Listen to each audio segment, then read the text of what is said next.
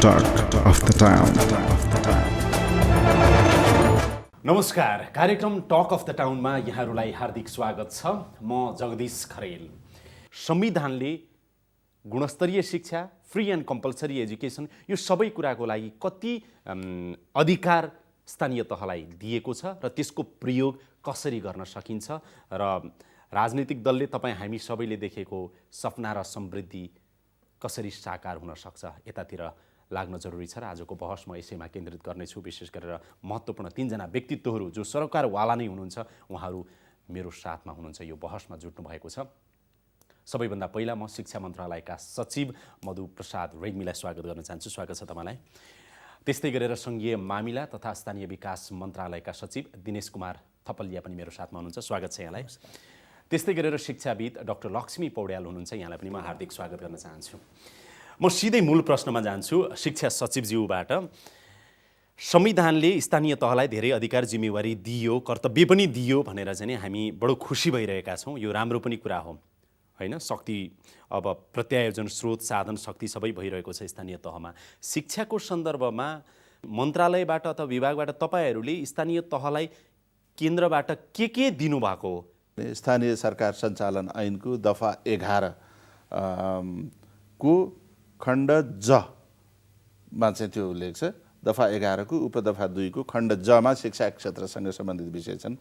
प्रारम्भिक बाल विकास तथा शिक्षा, आधारभूत शिक्षा, अभिभावक शिक्षा, अनौपचारिक शिक्षा लगायतका विविध विषयहरू, सामुदायिक संस्थागत गुठी सहकारी विद्यालय स्थापना, तिनीहरूको अनुमति, सञ्चालन, व्यवस्थापन लगायतका विषयहरू, प्राविधिक शिक्षा, व्यावसायिक तालिमको योजना, तर्जुमा, सञ्चालन, कार्यान्वयन लगायतका विषयहरू, मातृभाषामा दिने विद्यालयहरूको शिक्षा दिने विद्यालयहरूको अनुमतिका विषयहरू, गाभिएका वा बन्द गरिएका विद्यालयहरूको सम्पत्तिको व्यवस्थापन लगायतका विभिन्न त्यसबाट परीक्षाहरूको सञ्चालन, व्यवस्थापन र अनुगमन, विद्यालयहरूको स्थापनाको अनुमति प्रदान गर्ने विषय, विद्यालयहरूको नामकरणका विषयहरू, सामुदायिक विद्यालयहरूको शिक्षक र कर्मचारीहरूको दरबन्दी मिलानका विषयहरू, यी विषयहरू चाहिँ अब स्थानीय तहको जिम्मेवारीभित्र आएका छन्। यसरी बुझौँ कि अहिले शिक्षा मन्त्रालयले गर्नुपर्ने कतिपय धेरै जिम्मेवारीहरू चाहिँ अब स्थानीय तहले नै गर्दैछ। निश्चितै हो, होइन त? म स्थानीय विकास मन्त्रालयका सचिवज्यूकोमा आउँछु। आधारभूत तहको र माध्यमिक तहको शिक्षा चाहिँ स्थानीय तहले सञ्चालन गर्ने भन्ने कुराहरू जुन संविधानले भन्यो नि, त्यो भनेको कुराहरूलाई अब फङ्सन कसरी हुँदैछ? यसमा मूलतः संविधानले र हामीले स्थानीय सरकार सञ्चालन ऐन बनाएर स्थानीय तहलाई दिएको अधिकार भनेको तीनवटा पर्सपेक्टिभबाट यसलाई हेर्नुपर्छ। अलिकति म यसलाई क्लियर गरौँ। पहिलो, नागरिकको दृष्टिकोणबाट म एउटा अभिभावक, मेरो बच्चालाई म के चाहन्छु भने निशुल्क, अनिवार्य, एकदम मितव्ययी ढङ्गले नजिकमा गुणस्तरीय शिक्षा पाओस् भन्ने चाहन्छु। दोस्रो, विद्यार्थीको पर्सपेक्टिभबाट हामी हाम्रा प्रत्येक नानीहरूलाई एउटा जीवन उपयोगी, रोजगार उन्मुख र एउटा व्यावहारिक शिक्षा प्राप्त गरून् र उनीहरूले अनुशासित ढङ्गले ती कुराहरू गरून् भन्ने हामी चाहन्छौँ। तेस्रो र महत्त्वपूर्ण कुरा चाहिँ समग्र शिक्षालाई हामी कस्तो बनाउन चाहन्छौँ भन्ने हो र हाम्रा प्रत्येक कानुनले शिक्षा भनेको चाहिँ अलिकति बढी उद्यमशील, व्यावहारिक र हरेक क्षेत्रको आवश्यकतालाई सम्बोधन गर्ने किसिमको हुनुपर्छ भनेको हो। त्यस कारण हामीले माध्यमिक तहसम्मको शिक्षा दिइरहनुको अर्थ के हो भने प्रत्येक स्थानीय तहका आफ्ना आफ्ना विशेषता र विशिष्टता छन्। आधारभूत कुराहरू हामी एउटै गर्छौँ, जस्तो पाठ्यक्रम आधारभूत रूपमा सबैको एउटै हुन्छ, तर यतिसम्म कि आफ्नो क्षेत्रभित्रको अलिकति सत्य, निष्ठा, चरित्र निर्माणसँग सम्बन्धित सामाजिक विकृति, विसङ्गतिलाई उन्मूलन गर्ने खाले कुराहरू पनि म मेरो पाठ्यक्रममा राखेर लान्छु। माध्यमिक चाहिँ मातृभाषाको शिक्षा पनि दिन्छु भनौँ भने त्यो समेतको अधिकार स्थानीय तहले प्रयोग गर्ने गरी समग्रमा यसको व्यवस्थापनको पाटोलाई हामीले अहिले हेरिराखेका छौँ र यसमा गरिराखेको विषय भनेको पहिलो, हामीले स्थानीय तहको कार्य जिम्मेवारीलाई स्पष्ट गर्यौँ। एउटा संविधानले एउटा वाक्य बोल्यो, त्यसलाई हामीले कानुनबाट अलिकति व्यवस्थित गर्यौँ र नियमावलीबाट त्यसको व्यापक रूपमा विस्तृतीकरण गर्यौँ।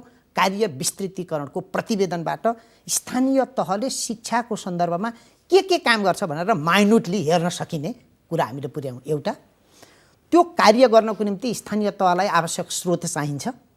यो वर्षदेखि सिधै स्थानीय तहमा स्रोतको विन्यास, स्रोतको चाहिँ हस्तान्तरण गर्ने काम भएको छ, वित्तीय स्रोतको, र प्रशासनिक बन्दोबस्त कस्तो हुन्छ त उसको संरचना, त्यसको बन्दोबस्त गर्ने काम, र त्यो संरचना भनेको चाहिँ अलिकति कम्युनिटी तहसम्म पुगेर भोलिको एउटा विद्यालय व्यवस्थापन समिति कस्तो हुन्छ, एउटा विद्यालयमा शिक्षकले गर्ने काम के हो, प्राध्यापकले त्यसको चाहिँ प्रमुखले गर्ने काम के हो लगायतका विषयवस्तुहरूलाई अहिले हामीले विस्तृतीकरण गरेर स्थानीय तहमा पुर्याएका छौँ। डाक्टर पौड्याल, जस्तो तपाईँ चाहिँ अलिकति पश्चिमतिर पनि घुम्नुभयो है, बझाङ बाजुरा लगायतका जिल्लाहरू पनि घुम्नुभयो, त्यहाँका गाउँपालिका नगरपालिका पनि हेर्नुभयो, त्यहाँका विद्यालयहरू पनि हेर्नुभयो, शिक्षक विद्यार्थीसँग भेट्नुभयो, अन्तर्क्रिया गर्नुभयो। यी सबै संविधानले दिएका अधिकारहरू कार्यान्वयन गर्ने सन्दर्भमा तपाईँले चुनौतीहरू के देख्नुभयो अथवा झन्झटहरू के देख्नुभयो, अलमलहरू के देख्नुभयो, अवस्था के पाउनुभयो तपाईँले? संविधानले दिएको प्रावधान शिक्षा सम्बन्धी अघि सरहरूले बताइ नै हाल्नुभयो, आधारभूत र माध्यमिक शिक्षासम्मको अधिकार चाहिँ जिम्मेवारी तल्लो तहसम्म अहिलेको स्थानीय निकायलाई दिइरहेको सन्दर्भमा अब स्थानीय तहको ले कसरी त्यसलाई चाहिँ प्रत्याभूति गर्नुहुन्छ त, कसरी अगाडि बढाउने त भन्ने हिसाबले हामी राम्रोसँग बहस गऱ्यौँ, छलफल गऱ्यौँ। त्यो गर्दाखेरि मैले त्यहाँ चाहिँ अहिले निर्वाचित प्रतिनिधि चाहिँ मैले एक किसिमको दुई थरी पाएँ।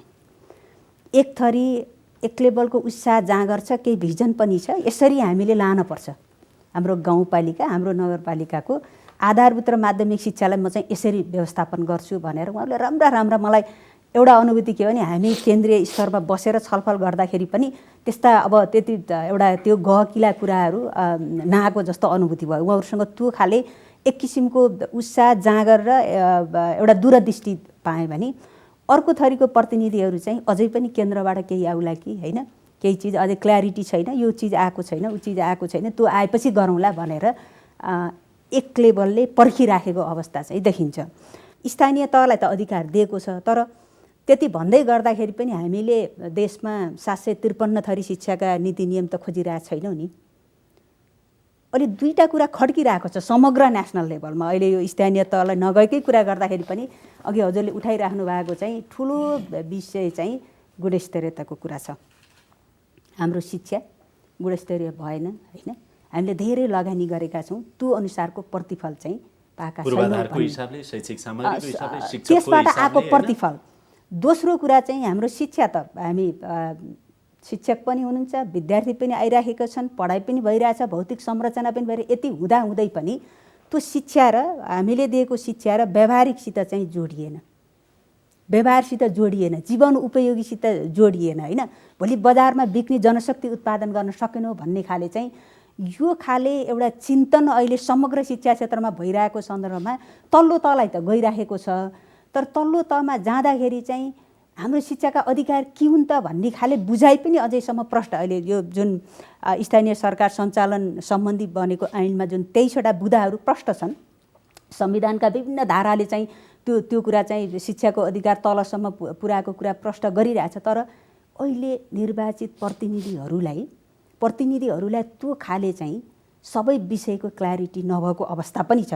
कसैलाई छ, कसै अध्ययनशील पनि हुनुहुन्छ। समग्रमा तपाईँले भन्दाखेरि चाहिँ जुन संविधानले अथवा ऐनले व्यवस्था गरे अनुसार स्थानीय तह चाहिँ आधारभूत तथा माध्यमिक शिक्षाको जुन सञ्चालन गर्ने त्यसलाई चाहिँ नि बढोत्तरी गर्ने कुराहरूमा त्यो ग्रहण गर्नको लागि तयार भएको र सक्षम भएको पाउनुभयो या पाउनु भएन तपाईँले?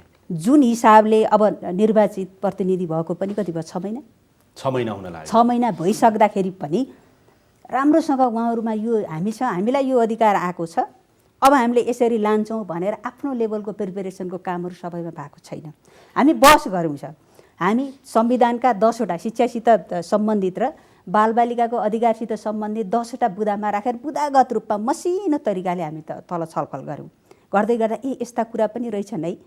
यही यो स्थानीय सरकार सञ्चालन सम्बन्धमा बनेको ऐन कति प्रतिनिधिलाई थाहा नै छैन, फोटोकपी गरेर लिनुभयो, कतिले पेन ड्राइभबाट मैले राख्छु भनेर भन्नुभयो। भनेपछि हामी जति केन्द्रीय स्तरमा एउटा सरले एकदम सरल तरिकाले सहज भनिराख्नु भएको छ नि, तल्लो तहमा पुर्याउनका लागि हामीले अझै धेरै मेहनत गर्न पर्नेछ। तल्लो तहमा चाहिँ यो अधिकार तपाईँहरूको यो छ भन्न एउटा भयो, अर्को अधिकार दिइसकेपछि त त्यही अनुसारको क्षमता पनि चाहियो, त्यही अनुसारको स्रोत व्यवस्थापन चाहियो।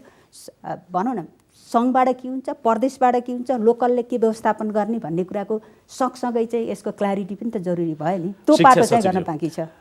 तपाईँ चाहिँ मन्त्रालयको तर्फबाट हेर्दाखेरि आधारभूत शिक्षा र माध्यमिक शिक्षा स्थानीय तहले सञ्चालन गर्ने कुरामा र त्यसको परिणाम पनि राम्रो निस्किने कुरामा जुन अब सुरुवात भयो भनौँ न, सुरुवात भइरहेको छ, चुनौतीहरू चाहिँ अझै पनि यो छन् है भनेर तपाईँले हेर्दा के देख्नुहुन्छ? निश्चय नै चुनौतीहरू प्रशस्त छन्। एउटा त भर्खरै म्याडमले पनि इङ्गित गर्नुभयो, त्यो चाहिँ के हो भने स्थानीय तहहरू, निर्वाचित निकायहरू तिनीहरू आए र तिनीहरू फङ्सनल क्रियाशील पनि हुन थाले, तर त्यसैमा पनि उहाँहरू पूर्ण रूपले सक्षम र तयार, त्यो जिम्मेवारी लिनको लागि तयार भइ नसकेको हो कि भन्ने एउटा त्यो चुनौती एउटा विद्यमान छ।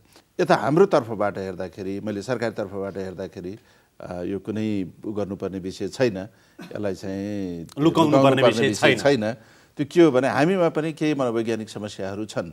हिजोसम्म हामीले उपभोग गरिरहेको अधिकार हठात छोड्नु पर्दाखेरि जुन किसिमको एउटा चाहिँ हुन्छ, जस्तो अब कहिलेकाहीँ देखिया छ, हामीले कतिपय जिल्लाहरूमा चाहिँ कर्मचारीहरू पठायौँ, स्थानीय तहमा कर्मचारीहरू पठायौँ, स्थानीय तहमा केही कर्मचारी पठायौँ, केही कर्मचारीहरू जिल्ला शिक्षा कार्यालयमै पनि छन्।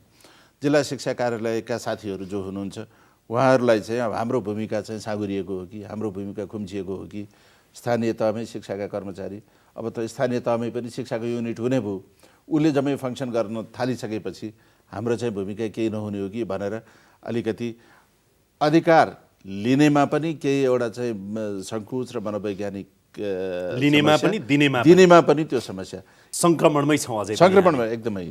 दिनेश थपलिया सचिवज्यू, नसोधिकन सिधै जाउँ जस्तो लाग्यो। प्रश्न यही नै हो, नीतिगत र कानुनी कुरामा स्पष्ट त केही छ नै, त्यसलाई अझै उहाँहरूलाई अनुभूत गराउन बाँकी होला। तर जुन काम स्थानीय तहमा गइसक्यो, एकछिन सम्झिनुहोस्, हिजो जिल्ला शिक्षा कार्यालयले के काम गर्थ्यो भन्दा त्यही माध्यमिक तहसम्मको शिक्षा त गर्थ्यो होइन र, त्यति नै जस्तो लाग्छ। त्यो भित्र अहिले कानुनले भनेको छ विशेष शिक्षा पनि त्यही भित्र पर्छ, बालबालिकाको शिक्षा पनि त्यही भित्र पर्छ, अनौपचारिक शिक्षा पनि त्यही भित्र पर्छ भने त्यही काम गर्नको निम्ति अर्को अर्गनाइजेसन पनि छ, तल एउटा शाखा पनि हामीले खोलिराखेका छैनौँ। एउटै काम गर्न दुईटा अर्गनाइजेसन भइसकेपछि त्यो काम त हुँदैन नि कहिल्यै। त्यस कारण हामीले पहिली सङ्गठनात्मक र एउटा संरचनागत ठुलो एउटा सुधार गर्न जरुरी छ। यसको अर्थ मैले शिक्षाको मात्रै कुरा गरिराखेको छैन, जिल्ला स्तरका सबै काम स्थानीय तहमा गएका सबै जिल्ला स्तरीय कार्यालयहरू अस्ति साउन 1 गते खारेज हुनु पर्यो, साउन 1 गते, अहिले होइन, हामी ढिलो गऱ्यौँ। दोस्रो, अहिले देखिराखेको, मैले यसलाई त्यति ठुलो च्यालेन्ज त भनिराखेको छैन, मैले यसलाई अवसरकै रूपमा बढी बुझ्छु, अलिकति यो स्रोत विन्यासको कुरा। हिजो हेर्नुहोस् है, जिल्ला स्तरका सबै काम गाउँ र नगर स्तरमा गए, तर जिल्ला स्तरमा भएका कुनै पनि स्रोत साधन र सुविधा गएन। हिजो हामीले जिल्लाभरि विद्यालय हेर्न हामीलाई गाडी चाहिन्थ्यो, मोटरसाइकल चाहिन्थ्यो, कम्प्युटर चाहिन्थ्यो, अब लोकललाई दिइसकेको हुनाले केही चाहिँदैन भने व्याख्या गर्नु क्या हामीले। उदाहरण मैले भन्दैछु नि, एउटा शाखा पनि बनेन, यतिसम्म कि हामीले एउटा कर्मचारी एउटा त्यो शिक्षा शाखा खोलेर पठाइदिनुहोस् न भनेर भन्दा पनि हामीले पठाउन सकेनौँ। अहिले सरले भन्दै यो सबै गर्नुपर्ने त तपाईँले पनि हो नि, होइन? म भन्दैछु, मैले कति हो, मैले एकदम जिम्मा लिइहाल्छु, त्यसको नलिनु कुरै छैन, म जिम्मेवारीबाट भाग्ने मान्छे होइन, म भाग्दिनँ होइन।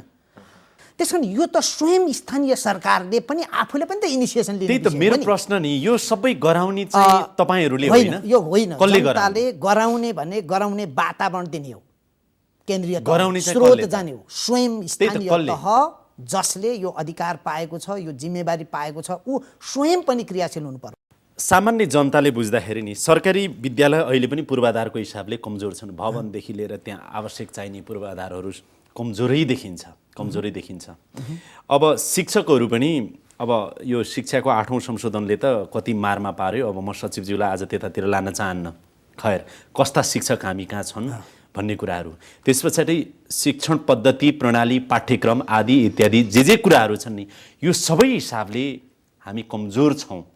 सरकारी स्कुल भन्दैछु है, तथ्य। अब त्यसको सञ्चालन कसले गर्नुपर्ने छ? स्थानीय तहले। अब पैसा चाहियो, सबभन्दा त अर्को महत्त्वपूर्ण पाटो भनेको त पैसा पनि हो नि। स्रोत साधन नभइकन त यो गुणस्तरीय शिक्षा दिन गाह्रो छ सचिवज्यू। कसरी अपरेसन कसरी सञ्चालन गर्ने होला? साह्रै कायदाको कुरा यहाँले गर्नुभयो हो कि। अहिले म यी नै जोडेर भन्छु, अब अहिले हामीले गर्न खोजेको विषय नै के हो भने 3 किसिमको स्रोतबाट स्थानीय तहले शिक्षामा लगानी गर्न सक्छ। प्रष्ट हामीले भनेका छौँ, एउटा सिधै सशर्त अनुदानको रूपमा शिक्षामा रिसोर्स जान्छ, त्यो उसले लगानी गर्छ।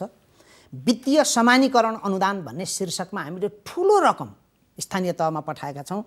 त्यसबाट कुनै पनि स्थानीय तहले म 3 वर्षभित्रमा सबै केटाकेटी स्कुल गएको र मेरो स्थानीय तहमा भएका सबै बोर्डिङ स्कुलहरू विद्यार्थी नपाएर बन्द भएको अवस्था सिर्जना गर्ने गरी लगानी गर्छु भन्न सक्छ। सक्छ, बडो महत्त्वकांक्षी कुरा गर्नुभयो। महत्त्वकांक्षी होइन, सक्छ।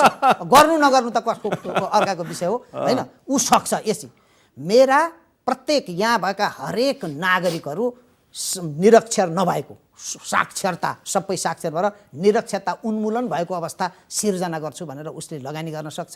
यसको निम्ति हामीले अहिले पनि म यसमा जोडौँ, केही पूर्व शर्तहरू छन् जुन मन्त्रालयले बनाएर दिइ पनि सकेको छ। एउटा हामीले न्यूनतम सूचक बनाउँछौँ। एउटा विद्यालय कस्तो हुन्छ, प्रावि कस्तो हुन्छ, एउटा बाल विकास केन्द्र कस्तो हुन्छ, मावि हुँदाखेरि त्यहाँ कति के सुविधाहरू चाहिन्छ भनेर दिएका छौँ। हामीले बनाइदिएका छौँ। त्यसको डिजाइन छ, शिक्षाले पनि त्यो तयार गरेको हामीले संयुक्त रूपमा दियौँ। दोस्रो, विद्यालय शिक्षालाई गुणस्तरीय बनाउनको निम्ति हामीले त भनेका छौँ, हेर्नुहोस् फेरि बढी महत्त्वकांक्षी भन्नु होला, मैले सिधा भन्ने गरेको छु, अब स्थानीय तहमा शिक्षा जानु भनेको अब कुनै पनि विद्यार्थी फेल हुँदैनन्। हामी शिक्षा समिति बनाउँछौँ, त्यसको अध्यक्ष स्वयं स्थानीय तहको अब प्रमुख हुन्छ। हामी वडा स्तरका विद्यालय हेर्नको निम्ति वडा अध्यक्षलाई वडाभरिको विद्यालयको हामीले संरक्षक हुन्छ, उसले संरक्षकत्व ग्रहण गर्नुपर्छ भनेका छौँ। प्रत्येक वडा सदस्यहरूलाई शिक्षा सम्बन्धी अधिकार कानुनले तोकेर दिएको छ, त्यो प्रयोग गर्नु पर्यो, उनीहरूले पनि प्रयोग गर्ने भए। प्रत्येक विद्यालयसँग हेडमास्टरसँग हामीले कार्य सम्पादन सम्झौता गर्छौँ। हेडमास्टरले प्रत्येक विषयगत शिक्षकसँग कार्य सम्पादन सम्झौता गर्छन्। त्यही भएकाले त्यो सम्झौता अनुसार गरेन भने उसलाई कारबाही हुने प्रावधानहरू त्यो भित्र राखिएका छन्। स्थानीय तहमा अधिकार जाने भनेको 3-3, 4-4 महिनामा प्रत्येक विद्यालयले सार्वजनिक सुनवाई गर्नुपर्छ। हिजो विद्यार्थी यति थिए, यो अवस्था सिर्जना भयो, अब यो अवस्थामा लान्छु भनेर कुनै विद्यालयले कुनै राम्रो काम गर्न सकेनन्, कुनै गुनासो ल्यायो भने गुनासो सुनवाई गर्ने प्रणाली पनि अहिले चाहिँ स्थापित गर्नुपर्छ भनेर त्यहाँ लेखिएको छ। त्यसमा यो चाहिँ के हो भने हिजो हामीले एउटा केन्द्रीकृत पद्धतिबाट चलायौँ। यी सबै कुराहरू कागजमा त छ नि। म तपाईँ कहाँ आउँछु, जस्तो शिक्षा सचिवज्यू, यो तलसम्म पुर्याउनु पर्दैन? एकछिन जगदीश, के भने नि कागजमा छन्। हामीले लोकतन्त्रमा सबभन्दा बढी विश्वास गर्ने भनेको जनप्रतिनिधिलाई हो। लोकतन्त्रको जनप्रतिनिधिको हातमा छ कि छैन? वडा अध्यक्ष, गाउँपालिकाको उहाँहरूको यो हातमा छ। हामीले उहाँहरूलाई जानकारी, उहाँले अघि डाक्टर साहबले भन्नुभयो नि हातमा पनि पाउनु भएर रहन्छ, पुगेर रहन्छ भनेर। अब सायद त्यो कतै छोड्नुभयो होला, फेरि अर्को खोज्नुभयो होला हो कि। यसमा चाहिँ 2-3 कुराहरू भनौँ कसरी गर्ने भन्ने सन्दर्भमा गर्दाखेरि मैले अलिकति चरणबद्ध रूपमा जानुपर्छ जस्तो मलाई लाग्छ। 3 हिसाबले चाहिँ गर्नु पर्यो। एउटा तत्काल गर्नुपर्ने के हो, मध्यमकालमा गर्नुपर्ने के हो र चाहिँ दीर्घ लङ टर्ममा गर्नुपर्ने कुराहरू व्याख्या नगरी बताउनु। तत्काल के गर्नु पर्यो, मिड टर्म के गर्नु पर्यो, लङ टर्म के गर्नु पर्यो म यहाँलाई बताउँ। जस्तो तत्कालीन व्यवस्था मैले अघि नै तपाईँलाई निवेदन गरेँ, परीक्षाको इस्यु आयो कि परीक्षा त अहिले तत्कालै सञ्चालन गर्नु पर्यो। 8 क्लासको परीक्षा, उहाँको र मेरो बुझाइमा भिन्नता भए पनि परीक्षा त हुनै पर्यो। त्यसमा त हाम्रो बुझाइमा एकरूपता हुनै पर्यो, किनभने 8 क्लासको परीक्षा सञ्चालन गरेन भने होइन 9 क्लासमा त्यो विद्यार्थी जान पाउँदैन। त्यो व्यवस्था अहिले तत्काल गर्नु पर्यो। कसरी गर्ने भन्ने मैले अघि नै भने। विद्यालयको अनुमति पुष माघतिर अनुमति दिने त्यो क्यालेन्डर छ, त्यो अनुमति कसले दिने भन्दाखेरि स्थानीय सरकार सञ्चालन ऐनले चाहिँ स्थानीय तहलाई दियो। अब त्यसमा चाहिँ कसरी गर्ने, उनीहरूले आफै गर्न सक्छन्, ठिक छ, let them do by themselves. होइन भने त्यहाँ पनि अलिकति सहयोग, सहजीकरण र समन्वयको भूमिकाहरू खेलिदिनु पर्यो।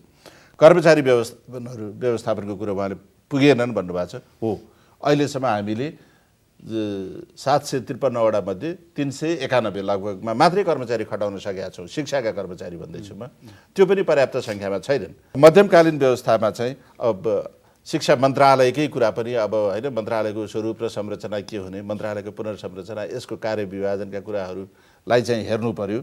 स्थानीय तहमा चाहिँ दायित्व र सम्पत्तिका हस्तान्तरणका कुराहरू छन्। अघि आयो सम्पत्ति हस्तान्तरण भएनन् भन्ने कुरो। कतिपय विषयहरू जस्तो जिल्ला शिक्षा समितिका माइन्युटहरू भन्यो, सम्पूर्ण त्यो 8 क्लाससम्मका विद्यार्थीका रेकर्डहरू चाहिँ जिल्ला शिक्षा कार्यालयहरूमा छन् हैन। ती रेकर्डहरू चाहिँ कहाँ पठाउने, कसरी पठाउने, ती व्यवस्थाहरू त यो बिटमा हुनुपर्छ जस्तो लाग्छ मलाई लाग्छ। त्यो चाहिँ प्रदेश सरकार स्थापना भएपछि त्यहाँ प्रदेशमा हस्तान्तरण गर्न सकिन्छ। त्यो भयो पाठ्यक्रम पाठ्यपुस्तकका मानकीकरणका कुराहरू। र लङ टर्ममा कुरा गर्दाखेरि त एउटा चाहिँ अब स्थानीय तहहरूकै एउटा क्षमता सक्षमता चाहिँ बढाउनु पर्यो, संस्थागत सुदृढीकरण गर्नु पर्यो, उनीहरूको सक्षमता चाहिँ बढाउनु पर्यो र चाहिँ उनीहरूलाई शिक्षासँग सम्बन्धित अहिले हामी शिक्षामा कुरा गरिरहेका छौँ मात्रै, नत्र शिक्षा मात्रै कुनै पनि उनीहरूलाई जुन दायित्व र जिम्मेवारीहरू संविधानले सुम्पेको छ, प्रचलित कानुनले सुम्पेको छ, त्यो दायित्व लिन सक्ने गरी उनीहरूको क्षमता अभिवृद्धि गर्नु पर्यो। डाक्टर पौड्याल, अब तपाईँले नै अघि भन्नुभयो कुनै न कुनै रूपमा सरकारको तर्फबाट पनि भनौँ न, उहाँहरूबाट पनि आत्मसात भएर त्यो रियालिटी हामीले बोल्यौँ कि कतै न कतै ग्याप छ, यो ग्याप चाहिँ पुरा गर्नु पर्यो। तपाईँले पनि देखेर आउनुभयो, हेरेर आउनुभयो स्थानीय तहको चाहिँ नि भ्रमण गर्दाखेरि। अब यो ग्यापको अन्त्य कसरी गर्ने अनि स्थानीय तहलाई तयार कसरी बनाउने र अर्को सँगसँगै सक्षम कसरी बनाउने, तपाईँ के देख्नुहुन्छ? अन्तिम प्रश्न तपाईँलाई। म चाहिँ अलिकति यो हामी अहिलेको सन्दर्भमा अलि आशावादी पनि हुनुपर्छ, चुनौती पनि छन्, अवसरहरू पनि छन्। हामी अब अलिकति यसलाई अवसरको रूपमा लिएर अगाडि बढौँ भन्छु समग्रमा। अब अलिकति सरकारी तवरबाट तयार हुनुपर्ने पाटा मैले 2टा पाटोमा मैले देखेको, अहिले जिल्लातिर गएर एज ए यो क्षेत्रमा काम गरिरहेको एउटा शिक्षाकर्मीको हैसियतले एउटा प्रशासनिक हिसाबले यसको चाँजो पाँजो तलसम्मको कसरी लाने हो। अर्को यो प्राविधिक हिसाब भनेको यी शिक्षाका विभिन्न विधा छन् नि, 23वटा क्षेत्र त भन्यौँ, त्यो 23वटा क्षेत्रलाई अलिकति विस्तृतीकरण तल्लो तहले बुझ्ने हिसाबमा आउनु पर्यो। तल्लो तहले बुझ्ने 3टा कुरा गर्दाखेरि एउटा मापदण्डको कुरा गरेँ, न्यूनतम मापदण्ड क्लियर गर्नु पर्यो, शिक्षा ऐनको कुरा। अर्को म कुरा गर्दैछु। त्यसपछि अब अहिले दिनेश थपलिया सरले अति सरल तरिकाले यहाँ भन्नुभयो, हामी सुन्दा एकदम आनन्द आइरहेछ। यो कुराहरू तल्लो तहका ती स्थानीय निकाय, तल्लो तहमा भएका कर्मचारी पनि, अब हामीले शिक्षाका कर्मचारी जिल्ला शिक्षाबाट तल पठाउँदैछौँ नि, उहाँहरूको तहसम्म पनि यो कुराको बुझाइको एकरूपता आउन जरुरी देखिन्छ। 5औं कुरा क्षमता अभिवृद्धिको कुरा जरुर छ। यस्तो नहोस् कि केही समय अगाडि हामीले सामुदायिक विद्यालय चाहिँ तल्लो तहलाई व्यवस्थापन समितिलाई हस्तान्तरण गर्ने भनेर हामीले निर्णय गऱ्यौँ केन्द्रीय स्तरबाट, कहिले पनि तल्लो तहलाई तयारी गरेनौँ, नगर्दाको परिणाम अहिले हामीले भोगिराखेका छौँ। त्यस हुनाले तल्लो तहलाई सँगसँगै क्षमता अभिवृद्धिको कुरा, रिसोर्सको कुरा सरले गरिसक्नु भएको छ। रिसोर्स चाहिँ कसरी हामी छलफल गर्दाखेरि अब आधारभूत शिक्षा चाहिँ अनिवार्यतः निःशुल्क, माध्यमिक शिक्षा निःशुल्क कसरी हुन्छ त भन्दाखेरि तल्लो तहमा अलिअलि अन्यलता छ। अनि हामी छलफल गऱ्यौँ तपाईँहरूसँग आफै रिसोर्स आउने केही छ, सम्भावना छ, तल्लो तहबाट कसरी ल्याउन सकिन्छ भन्दाखेरि राम्रा राम्रा आइडियाहरू उहाँहरूले शिक्षा कोषका प्रावधानहरू यहाँबाट हामी कर लिन सक्छौँ, के लिन सक्छौँ भनेर उहाँहरूले आफ्नो आफ्नो आइडियाहरू पनि निकाल्नु भएको छ। भनिसकेपछि स्रोत र साधन संविधानले दिएका विधालाई, संविधानले दिएका कुरालाई चाहिँ परिपूर्ति गर्नका लागि केन्द्रीय सरकारले पनि त केही दायित्व लिन पर्यो नि, त्यो पाटोबाट चाहिँ जानुपर्ने जरुरी देखिन्छ। सचिवज्यू, अन्तिममा यो ऐन नियमले तोकेका कुरालाई जनताको भाषामा बुझ्ने गरी 1, 2, 3, 4, 5 के काम गर्नुपर्छ भनेर व्याख्या विश्लेषण गर्ने र त्यहाँको शाखा शिक्षा हेर्ने व्यक्तिले शाखाले के गर्नुपर्छ भन्ने विषयको एउटा हामीले टिआर भनेका छौँ, त्यो छिटै तयार गरेर पठाउने भन्ने भएको छ। हामी गरिराखेकै छौँ, पठाउँछौँ, काम सुरु हुन्छ। दोस्रो ऐन नियमावलीको कुरा मैले गरि नै सकेँ त्यो विषयमा। तेस्रो भनेको स्थानीय तहले अहिले केही ठाउँका बडा राम्रा उदाहरण प्रारम्भ भएका छन्, त्यसलाई हामी अन्त पनि रेप्लिकेट गर्न चाहन्छौँ। शिक्षा क्षेत्रको समग्र क्यापेसिटी बिल्डिङ उहाँले भन्नुभयो, यो भित्र समुदायको कुरो पनि आउँछ, व्यवस्थापन समितिको कुरो आउँछ, शिक्षक कर्मचारीको कुरो आउँछ, जनप्रतिनिधिको कुरो आउँछ। यसरी बुझौँ है त, आम ती जनप्रतिनिधिको स्थानीय तहको तर्फबाट संविधान कानुनले जति पनि अधिकार र जिम्मेवारी शिक्षाको सन्दर्भमा चाहिँ स्थानीय तहलाई दिएको छ, त्यसको प्रभावकारी कार्यान्वयन गराउनको लागि स्थानीय विकास मन्त्रालय सहजीकरण गर्नुपर्छ, सहयोग गर्नुपर्छ, नेतृत्व दायित्व जे गर्नुपर्छ त्यसको लागि तयारी छ, गरिरहेको छ र त्यसको खाका बनाइदिने काम हाम्रो हो, भयो भएन हेर्ने काम पनि हाम्रो हो, गर्ने काम स्थानीय तहको हो र स्थानीय तह आफै क्रियाशील भएर यसमा लाग्यो र हामीलाई त यो पुगेन यो चाहियो भनिदियो भने अझ बढी सजिलो हुन्छ। धेरै गर्नुहोस् भन्यो भने पनि निर्देशन दिए जस्तो हुने, हामीले बुझेका छैनौँ र जे अप्ठ्याराहरू छन् यदि स्थानीय तहबाट शोधनी भयो भने त्यसलाई हामीले सहजीकरण गर्छौँ, समन्वय गर्छौँ, व्यवस्थापनमा सहयोग गर्छौँ, रिसोर्स उपलब्ध गराउँछौँ। म यही कुरा शिक्षा मन्त्रालयको तर्फबाट अब कमिटमेन्ट के हो त? स्थानीय विकास मन्त्रालयको तर्फबाट भयो, शिक्षा मन्त्रालयको तर्फबाट स्थानीय तहलाई तपाईँ के भन्न चाहनुहुन्छ? तपाईँको कमिटमेन्ट? स्थानीय तहलाई चाहिँ मैले के भने, संविधान र ऐन कानुनले जुन दायित्व, जिम्मेवारी र अधिकारहरू यहाँहरूलाई सुम्पेको छ, त्यो दायित्व जिम्मेवारी वहन गर्न र अधिकारको प्रयोग गर्न र कर्तव्यको पालना गर्न चाहिँ तपाईँहरू तयार हुनुहोस्। त्यहाँ कुनै किसिमको सहयोग, समन्वय, सहजीकरणको आवश्यकता पर्छ भने शिक्षा मन्त्रालय हरदम तयार छ।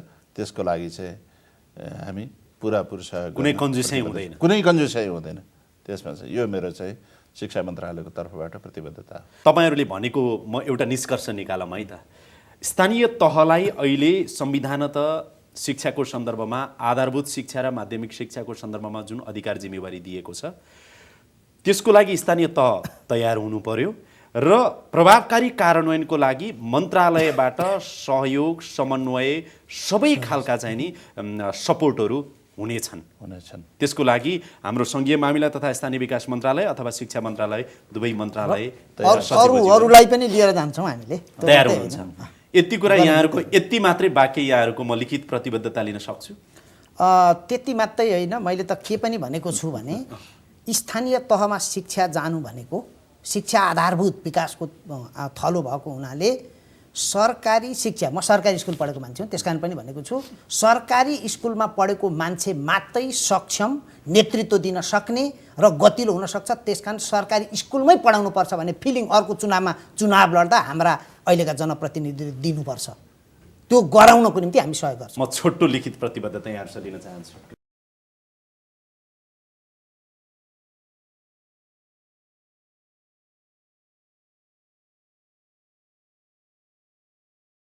यहाँहरूले यो लिखित प्रतिबद्धता जनाउनु भएको छ। म पहिला तिनैजनालाई सोध्न चाहन्छु, यहाँहरू तिनैजना सहमत भएर होइन त? होइन, सही नै गरिसक्यौँ। सहमत मात्रै होइन, पदमा रहँदा मात्रै होइन, पदबाट गएपछि पनि व्यक्तिगत रूपबाट पनि यो कामलाई हामी सहयोग गर्छौँ। एकचोटि पढेर सुनाइदिनुहोस्। प्रतिबद्धता: आधारभूत र माध्यमिक तहको शिक्षालाई गुणस्तरीय, सर्वसुलभ र पहुँचयोग्य तुल्याउन र नेपालको संविधान र स्थानीय सरकार सञ्चालन ऐन 2074 बमोजिम प्रदत्त अधिकारको प्रयोग र कर्तव्यको पालनामा स्थानीय तहलाई आवश्यक पर्ने सहयोग, समन्वय र सहजीकरण गर्नको लागि आफ्नो तर्फबाट प्रतिबद्धता व्यक्त गर्दछौँ। र आफ्नो क्षेत्रबाट यो यहाँहरूले मौखिक अनि लिखित प्रतिबद्धता पनि हो। यो प्रतिबद्धता फेरि कार्यान्वयनको लागि हो। यहाँहरूलाई पक्कै पनि महसुस छ, हामी निरन्तर यहाँहरूलाई दबाब पनि दिन्छौँ र शुभकामना पनि दिन्छौँ र हाम्रो साथ पनि यहाँहरूलाई छ। कार्यक्रममा उपस्थित भइदिनु भयो यहाँहरू तिनैजनालाई म धेरै धेरै धन्यवाद दिन चाहन्छु। धन्यवाद। हवस् त, यसका साथै अहिलेको लागि यो कार्यक्रम यहीँ बिट मार्ने अनुमति चाहन्छु। कार्यक्रम युनिटका सम्पूर्ण सहकर्मीहरूको साथमा मलाई पनि बिदा दिनुहोस्। नमस्कार।